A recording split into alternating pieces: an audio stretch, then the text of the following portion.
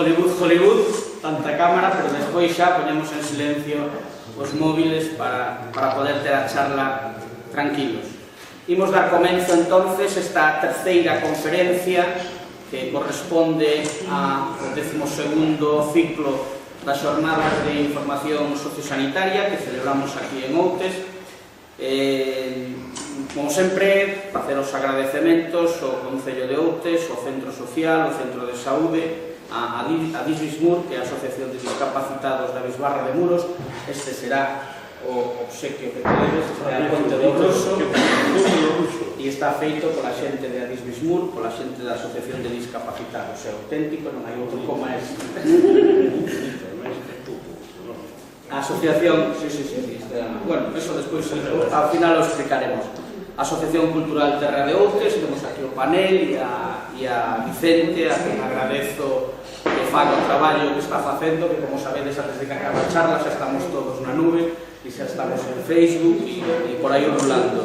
E a Xerencia de Xestión Integrada de Compostela, que é a que nos dá o visto. Ben, a charla de hoxe, grazas, Manu.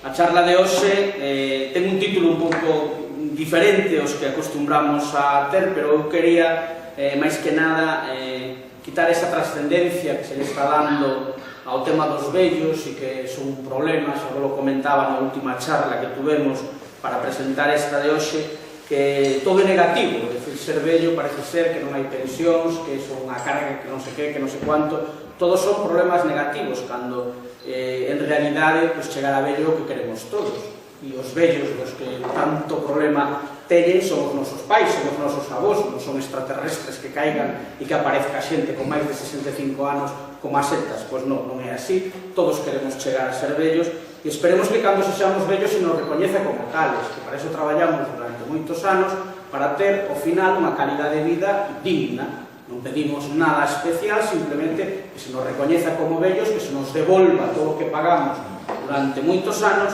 e que non se nos trate como se fóramos algo negativo nunha sociedade.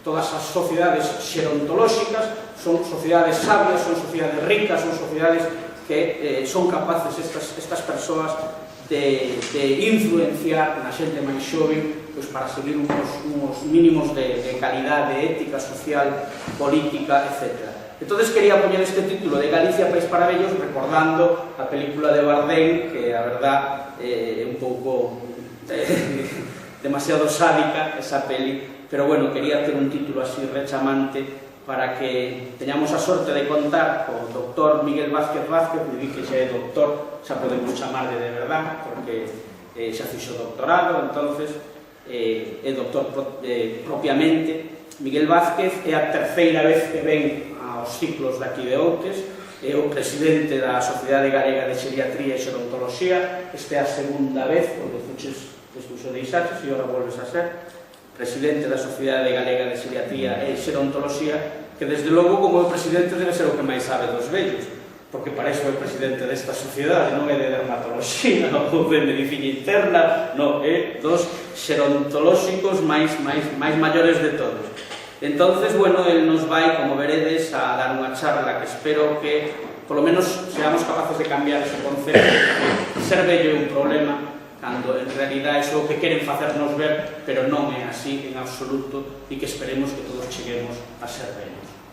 Moitas grazas, Miguel, moitas grazas a todas e a todos, que sabedes que se non estades vos, isto non funciona, e xa vos deixo co doctor Miguel Vázquez Vázquez.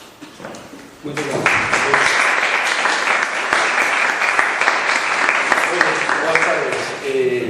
Para min é unha satisfacción estar aquí de novo en Louco. Sí, efectivamente, eu creo que sea a terceira vez, non? É moi agradable estar aquí. Pero é moi agradable estar aquí, ademais, da man de alguén como é o Dr. Dios.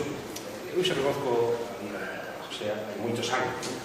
Ele é socio da Sociedade Galega de Xerontoloxía e Xeriatría que eu me toca presidir, non por ser o que máis sabe, senón que, ao mellor, por levarme ben ca xente, eso sí, que me levo ben cos socios. Nós temos na Sociedade Galega cerca de 500 socios, que son médicos, enfermeiras, enfermeiros, psicólogos, traballadores sociais, fisioterapeutas, terapeutas, en fin, hai abogados, economistas... Non hai ningún. Como? Albañil ningún. Non. E non pense que non notamos de menos que andar caro. Pero non temos, non. É unha sociedade que xa ten 30 anos, fundou unha... Bueno, eu tamén estaba ali cando se creou a sociedade en Ourense, no ano 88, e o noso objetivo como profesionales é mellorar a calidad de vida das persoas que viven en Galicia, persoas maiores, ou que viven en Galicia, fora de Galicia, pero que son galegos. Por lo tanto, ese é o noso objetivo. Eu son médico especialista en xeriatría, a xeriatría, como a pediatría é a especialidade médica que se ocupa da saúde dos máis novos, e a xeriatría é a especialidade médica que se ocupa da saúde dos máis maiores. Desafortunadamente, a provincia da Coruña non ten ningún servicio de xeriatría. Só ten Lugo e ten o Hospital de Vigo. Supoño que pensarán os nosos dirigentes que só hai maiores en Lugo e en Vigo. Porque se non se explica, tiña que ver máis. Pero tamén a culpa da xente por non pedir. Porque se foron a porte de Inoño, que eu quero un especialista para o meu pai, que ten 90 anos, entón, por su sobrinha, igual que hai pediatras. Curiosamente, cada vez hai menos, por lo que di, sin embargo, hai pediatras de todos lados, e xeriatras, o cual é bom, por eso temos a saúde que temos. Bueno, entón, contento de estar aquí de novo. Eu vou a falar, o doutor dixeme que falase 1 hora e media, non sei se isto era onde va? Non?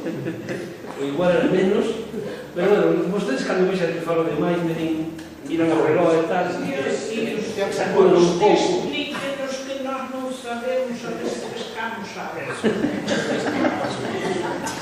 Pois vamos alá. Eu, o mellor vou a presa, non sei se verán ben desde aí atrás, ou non... Sí.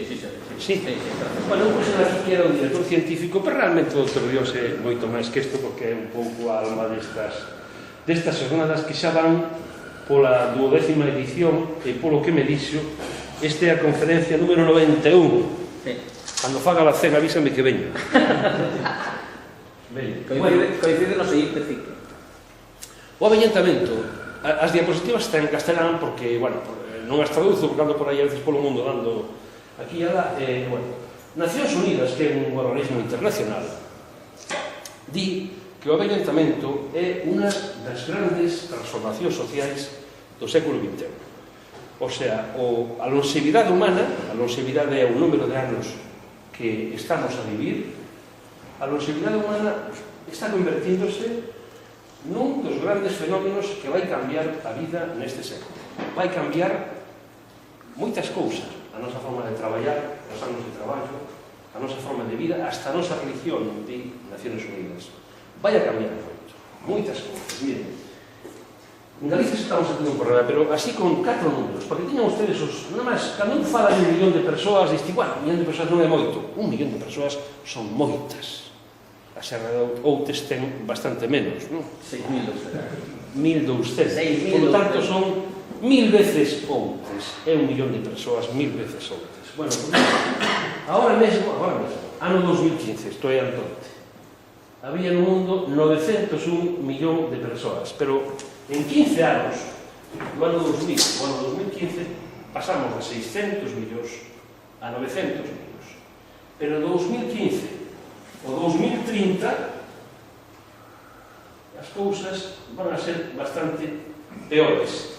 Vamos a ter no ano 2050 1.500 millóns de persoas de máis de 65 anos. Son moitas. Na Unión Europea, a Unión Europea está formada por 28 países. 28 países. Se collemos as 10 rexións máis adelantadas destos 28 países, resulta que a provincia de Lugo e a provincia de Ourense están entre as 10 máis adelantadas da bella Europa. Quero decir que e Zamora, pero que Zamora está tamén pegada a Galicia, o sea, Lugo, Ourense e Zamora son as 3 máis adelantadas porcentualmente dos 28 países da Unión Europea. Primeira reflexión: si temos moitas persoas maiores en Galicia, en xeral, nestas dúas provincias. Este é o mapa de maiores, fíxense, Ourense, Zamora, a provincia de Soria, non solamente son donde hai máis maiores, sino donde hai máis maiores de 85 anos. Mire, a terceira provincia de Europa que ten máis maiores de 85 anos é a provincia de Ourense. E a provincia de Ourense. Estes son datos deste ano, o sea, de Eurostat, independientes, non están sometidos á política, son datos de agora, Por lo tanto, a pregunta que me facía o outro día, é Galicia un país para vellos? Por mí, non somente un país para vellos, sino que dúas das provincias galegas son as que máis persoas maiores, a mí non me gusta chamar de vellos, e que a palabra vellos en Galicia non é de todo mala, pero, bueno, vello é aquilo que non vale para moito, non? Entón, eu prefiro chamar de persoas maiores que como Nacións Unidas acordou que se lles chame as persoas maiores. Nin terceira idade, nin persoas maiores. Son persoas, como a mí, como calquera, máis maiores, nada, non teño moito gusto. Ben, por lo tanto, Galicia é, efectivamente, miren ustedes, un país que ten moitas persoas. Xa é moi difícil ver cousas. Esta é unha foto de Vigo no ano 23. Eu poño porque me chama moita atención isto das modas. A xente pensa que a moda vem de agora. E un mira esta foto e dice, se ve que estaba de moda, non? Pois a moda ahora en Galicia é ser maior. Ser maior. No ano 2050 decía 2.100 millóns de persoas maiores. Isto é o doble. Probablemente ustedes, e eu, estamos a ser testigos de un dos maiores cambios, como digo, que ten a historia da humanidade. Mire, cando antes unha persoa cumpría 100 anos nun pobo, iba ao alcalde, íbamos do periódico, facíanlle unha foto. Agora xa non vai nin o cura da parroquia, xa non o hai tampouco. Xa non os hai, agora teñen 20 parroquias, non lle dá tempo, non? Claro, pero xa non é noticia. O sea, se non é noticia, que quere decir? Que xa é casi normal. Saben cantos centenarios, cantas persoas de máis de 100 anos ten Galicia? País para vellos. Dígame cantos ten. 1.780 e pico persoas de máis de 100 anos.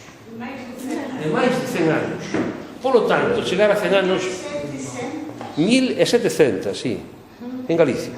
En España hai 18.000. Galicia é a comunidade que máis centenarios ten sobre o total de persoas maiores, tamén. É dicir, non solamente hai moitos maiores, sino que hai moitos maiores de 100 anos. Se nota que os tratamos ben. Como? Se nota que os tratamos ben. Bueno, ou que se trata. Non será máis malos, será porque somos máis sanos. Seguramente, seguramente. Pero a primeira reflexión, vamos a falar un pouco disto, vamos a falar de por que avellentamos, que diferencias hai de avellentar. Vamos a falar se avellentar é unha idea natural, porque antiguamente decíanos que avellentar, vamos a falar un pouco disto, de que é avellentar, porque que é avellentar? Que é ser vello? Ter máis anos.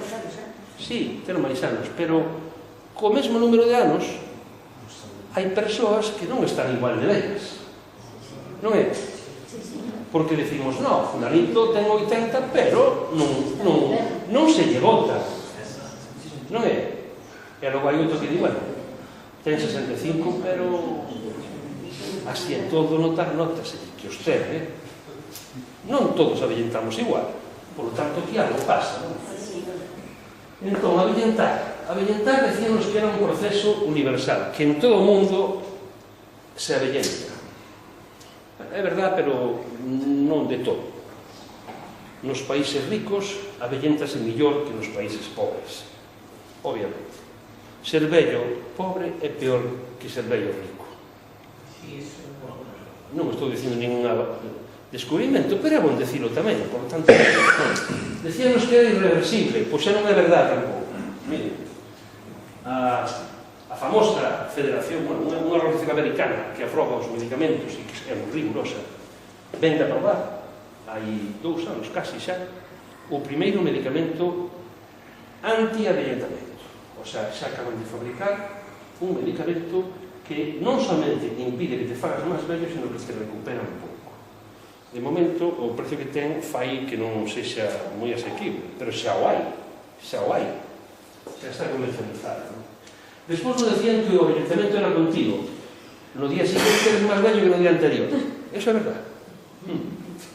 Que era intrínseco, que cada persona, cada un de nós, debemos ter algo que fai que nos vayamos facendo vellos. Por que un can vive de 12 a 14 anos, un cabalo de 30 a 45, unha persoa pode chegar aos 100 e hai outros animales que viven máis anos? Onde está o reloj biolóxico que fai? Por que non vivimos como viven os cans, 14 anos? Non? Ou como viven as baleas, 250 anos. Ou os tiburóns, hai un tiburón que vive 450 anos. Tortugas. Tortugas, 500 ou máis. As Tortugas, algunhas, non tantas, pero algunhas viven... Sí, efectivamente, vamos a ir rápido. Por que avellentamos? Por que nos hacemos vellos? Por que non seguimos chegar a unha edad e seguir así moito tempo? Podíamos chegar aos 30 e quedar así. E vivir 300 ou 400 anos. Non podría ser. Podría ser. Era moito. Podría ser. era moito pouco. Quedar así, como estou eu, ou, por exemplo, Xa se conformaba. aquí, eu tenho 76 anos, e quedar así hasta morrer. Nin enfermar, nin medicina, nin nada. Chegaba a morrer, morreré agua. Mire, estes animaliños que tino aquí, esta neladura, este é unha especie de verme, este é a mosca do vinagre, estas son as razas, estes animales son cos que se estudia o avellentamento.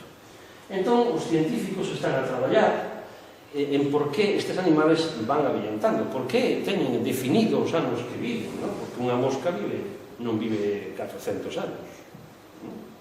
En cambio, esta ostra, este é un tipo dunha ameixa. Esta é unha ameixa de Islandia que vive máis de 400 anos. Demostrado, eso está, hai unhas probas que se lle fan. 400 anos vive esa ameixa. Ten que poder ser ameixa. Sí, hai... Bueno, ahora atopouse un tiburón e unha ostra que vive máis de 500 anos. Ahora encontraron un tiburón do Ártico outro día que tiña arpós clavados do século XV, non? E fixeron a prova do crono 14 e non se sabía que vivía tanto tempo. Vive 450 anos. A ver, e é un animal máis grande que a nós, o sea, un bicho grande, o sea, que non ten que ver co tamaño do corpo, porque se ve que porque a ostra encima era pequeniña. Bueno, a ostra é pequena, esa ameixa é pequena, pero o tiburón non é tan pequeno. Entón, por que realmente... Bueno, por mí, hoxe en día xa está demostrado que as persoas, o corpo humano, está diseñado para chegar a vivir 120 anos. Claro, isto cando contaba, isto xa contaba uns cuantos anos, acórdame unha vez en un congreso en Ourense, o mellor foi no ano 97 ou 2000, estaba gobernando Fraga, en Ibarne. Xa tiña Fraga 80 e tantos anos. Entón eu dixen que o corpo humano pode chegar a vivir 120 anos. Entón, o día seguinte, na boda de Galicia, un chiste. Iba un cura así camiñando ao lado do outro, e decía yo outro: dixo o doutor Miguel Ángel Vázquez que podemos chegar a vivir 120 anos. E decía o cura: que non se entere Fraga, por Dios. Sí, ese era o chiste do periódico, non?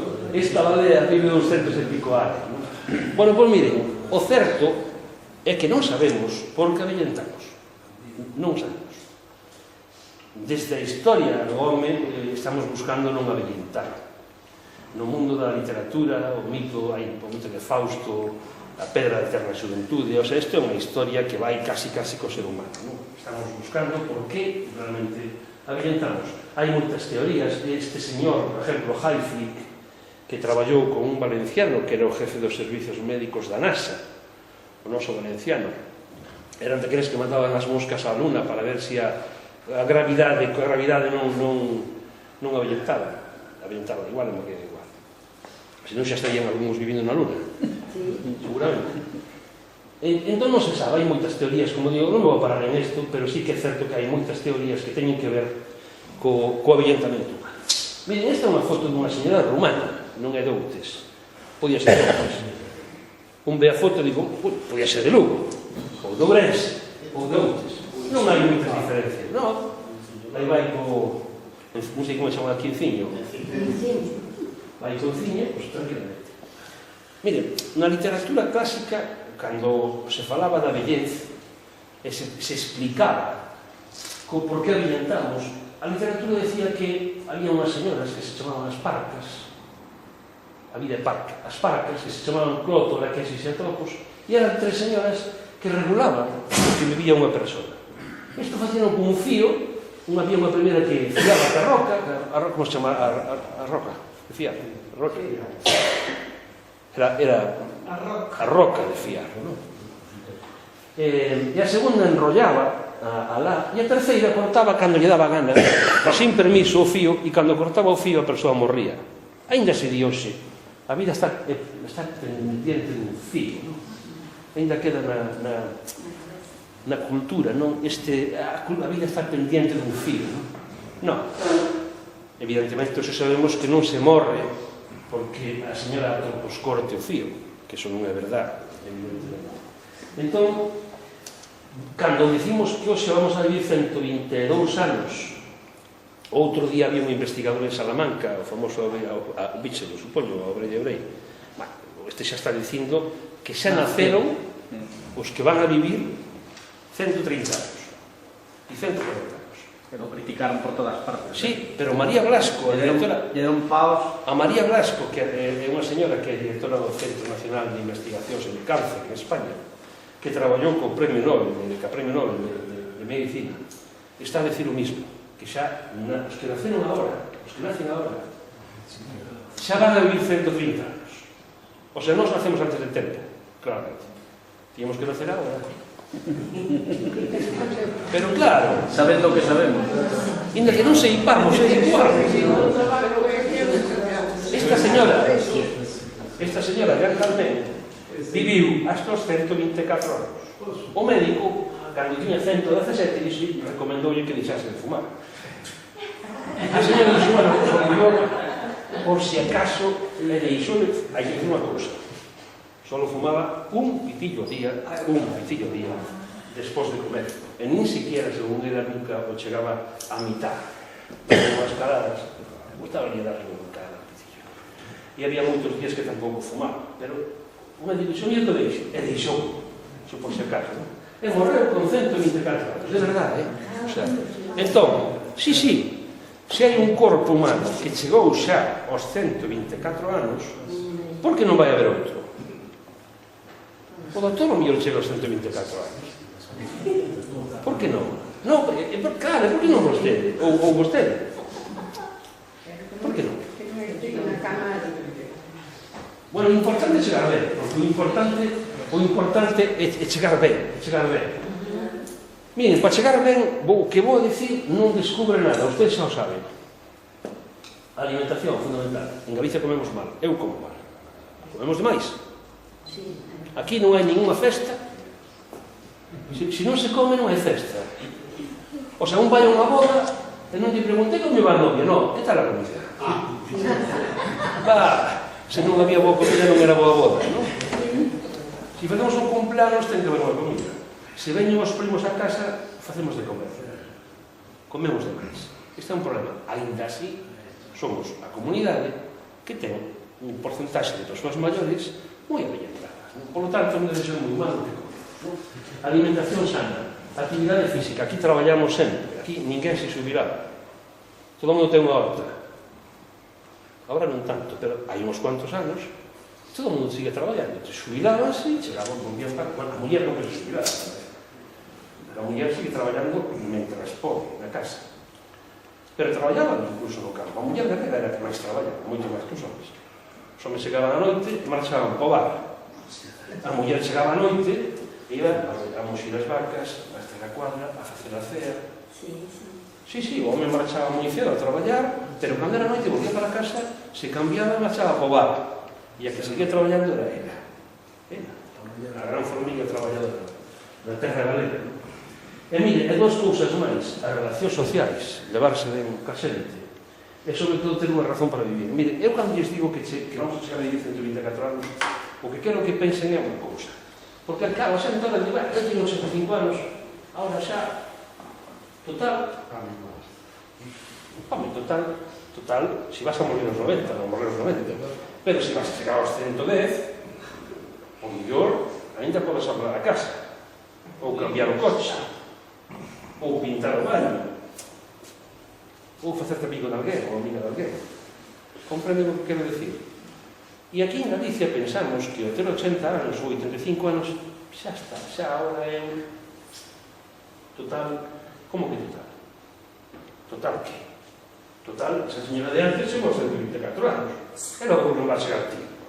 E dali non sei 124, e sea 120, ou 115, ou 110. Porque, ou 107, non? 90. A 90 chegas calquera, A 90 vou chegar incluso eu. Hasta o doutor Dios vai chegar a 90. Sí. Logo Dios, porque non marcha. Mira, si me preguntan, e ahora mismo a ciencia, o científico, que é o que prolonga a vida? Vou dicir unha cousa que, claro, van a mirar para min e van a dicir, este non vai vivir moito. O único que está demostrado que prolonga a vida é pasar fame. O sea, pasar fame está demostrado que se pasas fame, vives máis. E como está demostrado isto? Está demostrado neses bichos que les enseñaba antes, poñemos os bichos a comer o que queiran uns e outros a pasar fame, e os que pasan fame viven máis casi un tercio máis que os outros. Da igual, moscas, vermes, ratas, macacos ou persoas. E a xente que... Pero claro, pasar fame, quen lle gusta pasar fame? Non, claro, hoxe non sabemos o que pasar fame. A miña avó decía, vos non sabedes o que pasar fame. Na guerra pasamos fame. E a fame negra. Ahora ninguén pasa fame. Quen pasa fame? Ninguén pasa fame. Non vivirá tan ben, pero fame, non habrá quen queda casa, pero pouca. Entón, que facemos agora? Pois mira, o que facemos é fabricar medicamentos que engañen o corpo. O sea, tú comes o que che dá gana, pero os medicamentos funcionan como se non comeses. Hai algúns que se dan para os diabéticos. A metformina, por exemplo, ten unha función que está discutindo ahora se prolonga o avillentamento ou non. Mira que tomar deso. Hai xente en Estados Unidos que xa está tomando, non ten diabetes. Por se acaso. Reduce a absorción de determinadas sustancias como azúcares, e parece ser que isto está prolongando un poquinho ¿no? O sea que o que facemos é, en vez de pasar fame, buscar medicamentos que funcionan de un modo parecido, teñen uns efectos moi parecidos á restricción calórica. Estos estudios demostran que estos medicamentos valen para iso. Miren, si hoxe en día o avillentamento interesa a todo o mundo, unha das grandes empresas que a mellor está de sona, Google, son iso Google, isto está que andan os chavales buscando, miran Google, saben Google, me chaman agora. Agora acaban as discusións. Antes estaban discutindo no bar canto medía o río Tambre, onde chegaba de altura, había que preguntarle ao maestro, mirar a enciclopedia que había no salón. Agora, un neno de 9 anos mira no teléfono e se dice, mira, o Tambre mide... Non sei canto mide o Tambre. Preguntamos despois a Google. Bueno, tamén ten as tecas que tiña que eu ia pescar aquí o Tambre. Aí agora xa non veo. Antes tiña moito esto. Non sei o que mide, pero eso hoxe en día, bueno, pois Google, que é unha empresa que factura 90.000 millóns de dólares, ten unha gran empresa dedicada a estudiar precisamente o avillentamento, porque sabe que se descubren cousas que prolongan a vida, isto vai ser un dos grandes logros deste século. Nós aquí hemos identificado algúns genes, eso que nos fai diferentes, os genes, que están relacionados con a longevidade. Hai unha pila deles, xa se están facendo modificacións genéticas. Estes catornaos, por exemplo, chegaron a vivir 101, 103, bueno, todos vivos, porque algúns ainda viviron máis. 101, 103, 109 e 110. Algo deben ter nos genes para vivir tantos anos. Iso que se está a investigar. E o que se está a facer é pequenas modificacións genéticas nos animales para conseguir, e consíguese, que vivan uns cuantos anos máis. O sea, é moi posible que que os seus netos ou bisnetos ou os meus netos cheguen a vivir máis de 140 anos. Moi posible. Moi posible. Sin duda. E hoxe en día, estás a decir que antes decíanos o contrario, tanto o doutor Dios como a min, que levamos escoitando toda a vida que a vellez non era unha enfermedad, pois ahora resulta que sí, que a vellez parece ser que é unha enfermedad. O sea, ninguén morre de vello. Para morrer de vello tiñas que chegar a vivir polo menos os anos que viviu esa señora. Se houve unha que chegou aos 124 anos, os que morren antes non poden morrer de vellos, morren de outra cousa. Está. E de que morren? De enfermedades. Non sei se me estou explicando. Isto é así de sencillo, que non ten máis historia, non? Entón, que nos mata? Ter máis anos? Sí, onde sí. As enfermedades, por suposto. Que enfermedades? As cardiovasculares, tamén o sabemos, non?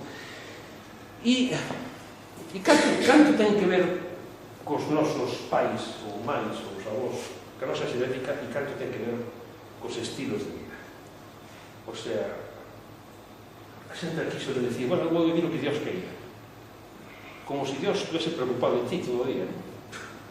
Dios ten moitas cousas que facer. Obviamente. Non depende de Dios, depende de ti. O sea, se sabemos que os estilos de vida, a maneira de vivir, é o que constituye a clave de canto vai a vivir unha persona. Os estilos de vida. A comida, a actividade física, relacións, etc. O sea, o que lles teño que dicir é que a belleza depende de cada uno. Dios que fai é poñernos información en riba da mesa e depende de nós a expectativa de vida. Por lo tanto, non é a genética o que máis pesa o ambiente. O ambiente, xa non é, por lo tanto, unha cuestión universal, non? Vou pasar tamén isto rápido. Mira, había un libro que lles quero contar, que isto sí quero recordar, que se chama 678 monxas e un científico. Non o van a encontrar porque se agotou. Salín e desapareceu. Están volvendo a editarlo, que non queda ningún exemplar. Este libro conta é dun americano que convenceu a unha organización religiosa de monxas de clausura. As monxas de clausura, se saben ustedes que non salen do convento, que máis ou menos comen en cada convento as mesmas cousas, e levan a mesma vida, levantan a mesma hora, rezan as mesmas horas, comen a mesma comida e viven dunha forma moi parecida. Este científico que se chama David Snow, que é o que escribe o libro, convenceu as religiosas para que donasen o seu cerebro para a ciencia. Unha vez que morrían, que donasen o seu cerebro para a ciencia. E este señor, que debía ser un señor que convencía ben a xente, convenceu a un patólogo americano, o mellor neuropatólogo que había, para facerte as autopsias e mirar que pasaba no cerebro. En 678 monxas. E que observou o investigador? Observou que esas monxas que perdían a cabeza, que tiñan demencias, cando lles facía a biopsia no cerebro, tiñan moitas neuronas mortas. Pero encontrou que había outras monxiñas que non tiñan demencia, que tiñan aínda máis neuronas mortas que esas outras. Entón, entonces aquí algo pasa, non?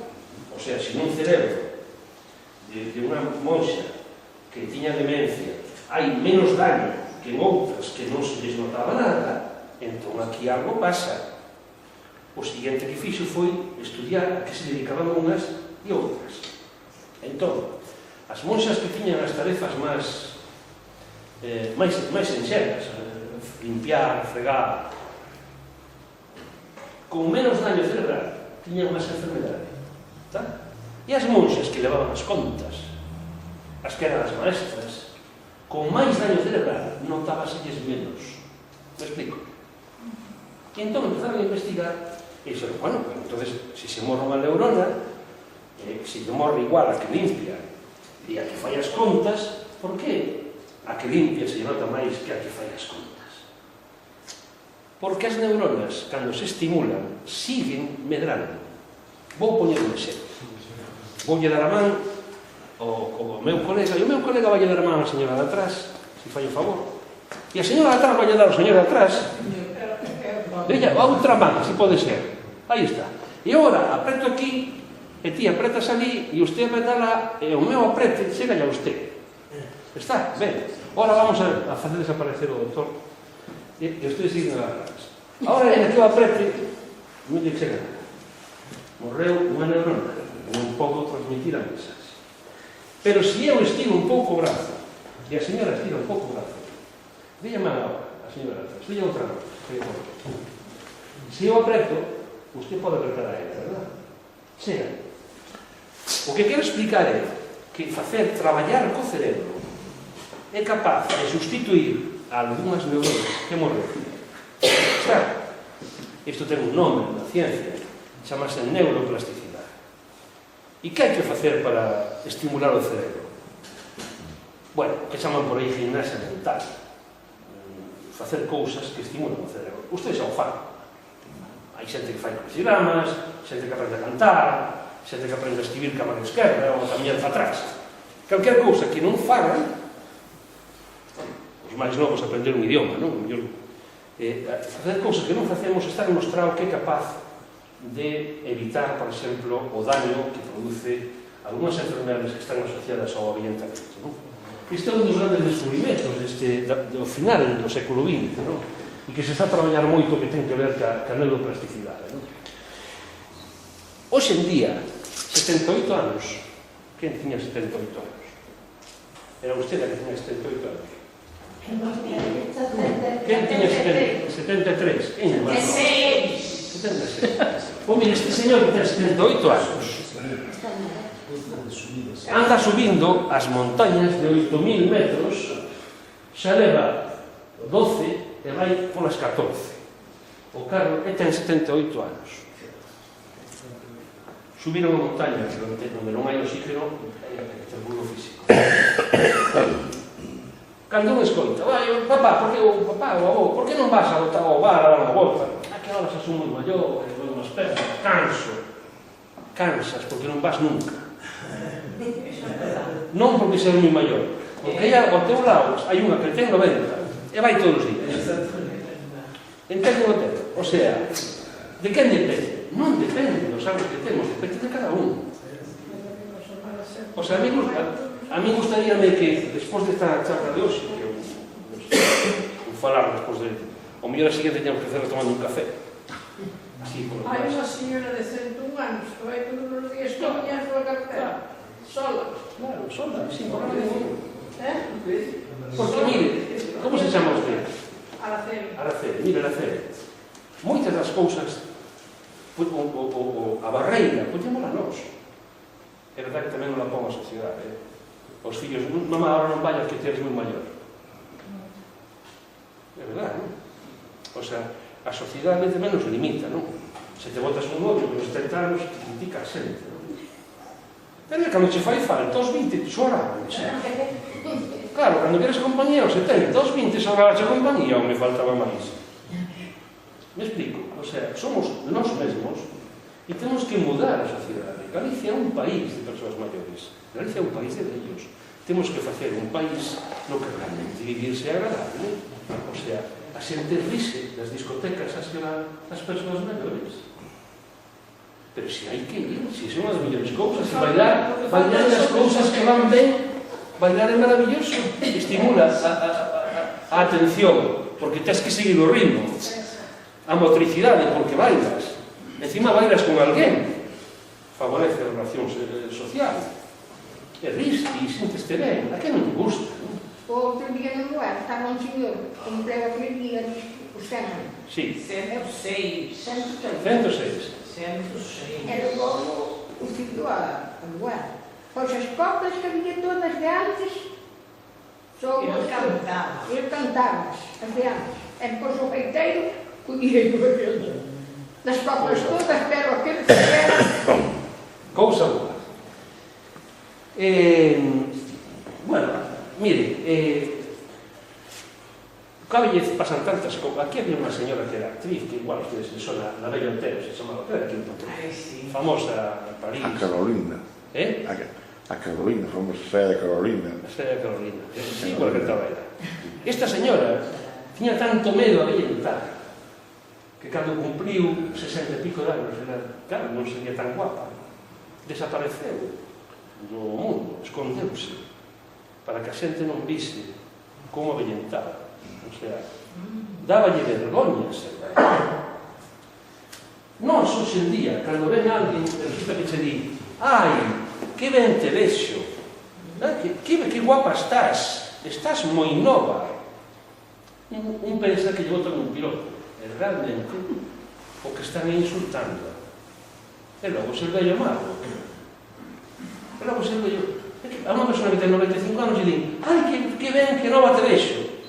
Home, moi nova, con 95 anos non debo ser.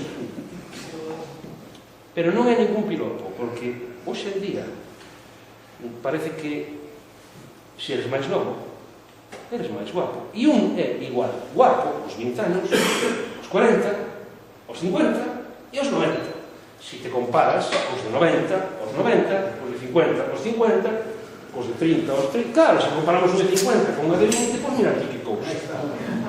Agora, se me comparas cos da miña idade, pois eu estou ben ainda. Claro, se te preguntas a de 95, que tal? Ben, eu estou moi ben.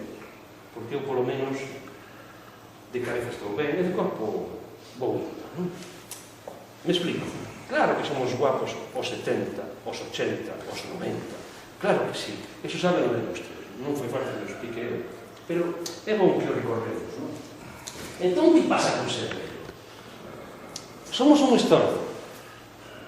A xente, a sociedade, adora a xuventude. E a sociedade está a culpar as persoas por vivir máis. Sí, tiña razón o doutor Dios. Ser vello parece que é un problema. Cando ser vello é unha conquista. Todo o mundo, a xente non quere ser velha, ninguén quere ser velho, pero todo o mundo quere vivir moitos anos. Entón, se quere vivir moitos anos, terás que ser vello algún día. Ou como é isto. Non? Non sei, somos poucos para cambiar o mundo entre os que estamos aquí. Pero cada un que vaya poñendo algo para cambiar estas cousas, non? Para cambiar un pouco o que ten que ver coas persoas maiores, non? Vou pasar estas cousas rápidas porque fun virando un pouco o que ten que ver coa vida. Mire, si me quería parar aquí a decirles unha cousa. Isto que teño aquí posto quero decir o seguinte: que as persoas que teñen unha concepción positiva, o sea, que ven a vellez, viven máis que as persoas que ven a vellez mal. E cantos anos viven de máis? Quantos anos viven de máis? Pois mire, hai evidencia, por exemplo, de que as persoas que teñen estereotipos positivos, o sea, que creen que a vellez non é mala, teñen unha marcha moito mellor que as persoas que teñen ese planteamento. Vou non poñer en anos. Porque tamén hai datos de proteína C reactiva, por exemplo. A proteína C reactiva é unha proteína que se altera cando hai reuma, artrosis, inflamación dos órganos. As persoas que teñen unha visión negativa da vellez, que creen que a vellez é mala, teñen estas proteínas máis altas que a xente que se encontra ben e que está de acordo co seu propio debilitamento. Pero se lle poñen anos, e vou poñer en anos, estes datos hai investigacións que demostran que as persoas que teñen actitudes positivas ante a vellez viven de media 7 anos e medio máis que as persoas que ven a vellez en negativo. Se eu lle dixera: teño aquí no bolsillo a clave para que ti vivas 7 anos e medio máis, dices: coño, dama, oye, que son 7 anos e medio son moitos anos. Claro, non tes 20, das igual. Pero cando tes 70, 7 anos e medio son 7 anos e medio. Me explico? Pois mire, depende moito de cal é a túa actitude. Por qué? Porque se ti crees que xa non vales para nada, non te moves. Está. Se crees que vales para algo, sigues activo. Entenden a historia? Se crees que ainda eres guapo, ao mellor te relacionas con alguén. Se crees que non bello non vales para nada, pois ao mellor non vales para nada. Me explico? O sea, depende de ustedes. Entón, se os fillos ou os netos lle din: non, papá, que tío, cuidado. que hubo por ali un doctor, si queres saber de ciencia, aquí está a ciencia, non me estou inventando nada. Isto é todo ciencia, pura ciencia. Entón, que por outra parte xa o dicíamos antigos, tampouco estamos a descubrir o mundo. Hai moitos anos xa, lá por 1700 e pico, había na escola de décimas de Roma o que decía que, bueno, que estas cousas eran boas, non? A comida moderada, o exercicio, a diversión, non ter aprensión, salir ao campo, relacionarse coa xente, estar sempre ocupado, tomar poucos medicamentos. Isto xa decía a historia que eran cousas boas, non? Para vivir moitos anos. Resumindo, ustedes van a vivir, evidentemente, os anos que a súa xenética lles permita, pero sobre todo que o seu estilo de vida xustifique. E aos 80 anos podo cambiar o meu estilo de vida? Sí, claro que sí. E se tiño 80 anos e todavía tuve o colesterol alto, se baixo o colesterol, vou vivir máis anos? Non, seguramente que non. Xa nos vai a ver. O sea, tiño que cambiar de comida aos 80 anos? Non. Por que? Porque se estés dañadas as arterias, xa estés dañadas. E se non estés dañadas, o que comes non debe ser moi malo. Igual, non? Tu dirás, non sei. Estás exagerando un pouco, Miguel. Non estou exagerando, non estou exagerando. Os estudios demostran que non hai moita razón para mudar a xente o alimento. Hai un bello refrán galego que di: a burra bella muda o alimento e daracho pelexo. Nunca oído. Eu oín o Dr. Filgueira ao Verde nun congreso na Toxa hai moitos anos. Quedeime pensando, sempre que hai un refrán que unha cousa e outro que outra. Saben ustedes que hai un que di non por mucho madrugar amanece máis temprano, e hai outro que di que aquí non madruga, que madruga Dios ayude, exacto, non para cada cousa. Pero bueno, non hai que cambiar moito de estilos de vida, pero creo que, como dice o poeta inglés, o mellor está por chegar. Hai uns libros que nos enseñan cousas. Este señor, o José Antonio Marina, é un pedagogo, e ten ese libro que é moi bonito, que eu recomendo a xente ler. Ha de estar ao mellor en alguna biblioteca en Noia ou por aquí, accesible e tal. Son libros moi interesantes que nos enseñan a vivir ben, non? Hai máis literatura científica que... Pero, bueno, como decía Lope de Vega, non hai deseos cuerdos con esperanzas locas. Miren, non é unha esperanza loca vivir 120 anos. Me lles parece unha barbaridade. Seguramente que... Eu recordo aquela foto de aquel astronauta que chegou a Luna, acordase? Armstrong. Cando saía ponendo o pé. A miña avó decía, eso é mentira. O home nunca chegou a Luna. Esos son os americanos que nos engañan.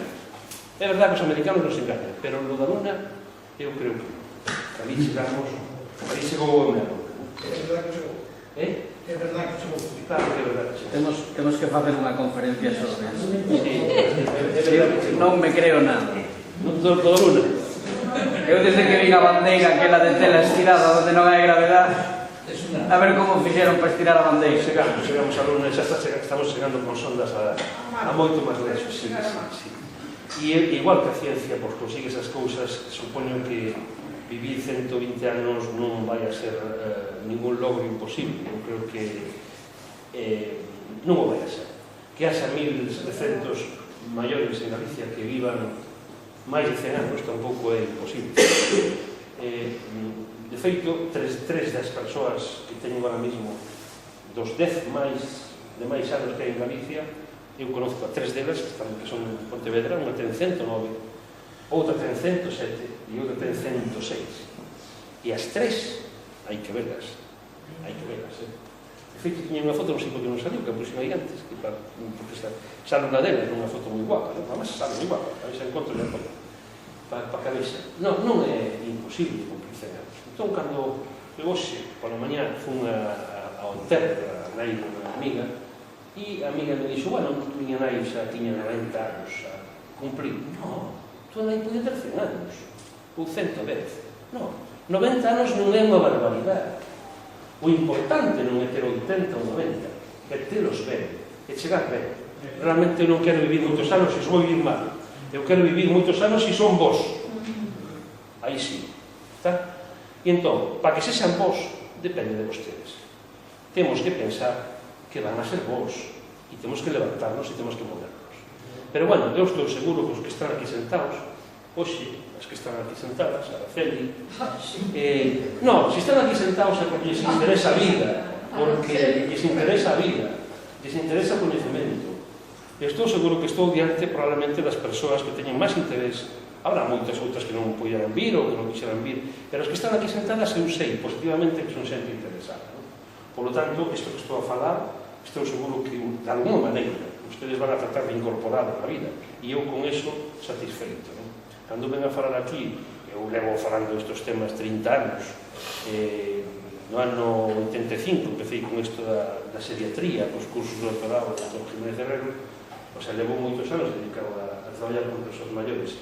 Eu traballei con persoas maiores con grandes dependencias, enfermas, con demencias e tal, non? E tamén traballo con persoas que están moi ben, que fago moitas cousas de formación con elas, non? E cando traballamos cousas que teñen que ver co cerebro, a gimnasia mental, que aquí no centro social seguramente hai un montón de actividades deste tipo de gimnasia mental, ou aí no centro de día que as farán e tal.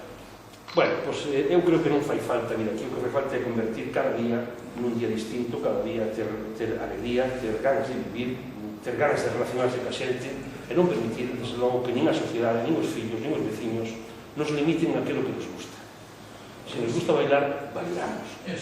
Se nos gusta cantar, cantamos. Se nos gusta comer, comemos, con moderación. E podría ser outras cousas. E isto é realmente a esencia da vida. Porque eso cambia a actitude da xente. Se estamos a falar, é que me doi esta perna, vale, pero a outra non che doi. Doiche unha, vale, a outra non. Xa tes unha que non che doi. Móvete un pouco sobre esa, non? Quero decir que un non sempre ten todo ben. Vamos a procurar que o que temos ben sexa o que realmente utilicemos, non? En fin, convidamos a vivir, que era un pouco o objetivo da charla. Por lo tanto, Galicia sí é un país para vellos. Eu penso que ainda vai ser máis por dúas razóns. Porque vivimos máis, pero tamén porque os novos vanse. Porque en Galicia non hai traballo. E tamén porque a xente cada vez ten menos fillos. O sea, os pediatras complicanos moito a vida. E entón a xente ten cada vez menos fillos. Non, a culpa non é especial. Pero bueno, é certo que cada vez nacen menos nenos, é certo que cada vez os maiores a xente lo abaixe, e é certo que cada vez as persoas... Miren, o promedio de anos que se vivía no ano 1910 en España eran 34 anos. O sea, a xente de promedio morría con 34. Ahora, de promedio, a esperanza de vida é de 81,5 para os homens e de 87 para as mulleres viven máis. De 87 para as mulleres. Hai máis viudas que viudos. O sea, pasar dos 70 na suerte porque por cada home hai 2 e pico mulleres. Sí, o sea, nacen máis homes que mulleres, pero como morren máis homes, os 70 anos, os 80 anos, exactamente hai 2 mulleres e medio por cada home. Así que hai que ser aos 80, que non temos problema. Moitas gracias.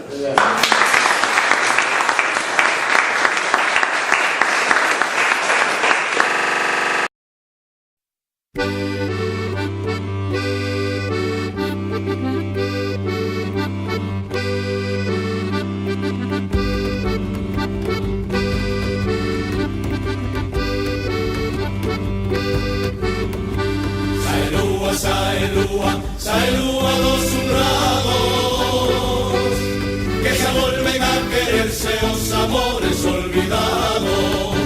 Sae lúa dos honrados, que se volven a quererse os amores olvidados. Clarea, lúa vaite clareando, que na cancela da area ali te están esperando. Clarea, lúa vaite clareando, que na cancela da area ali te están esperando.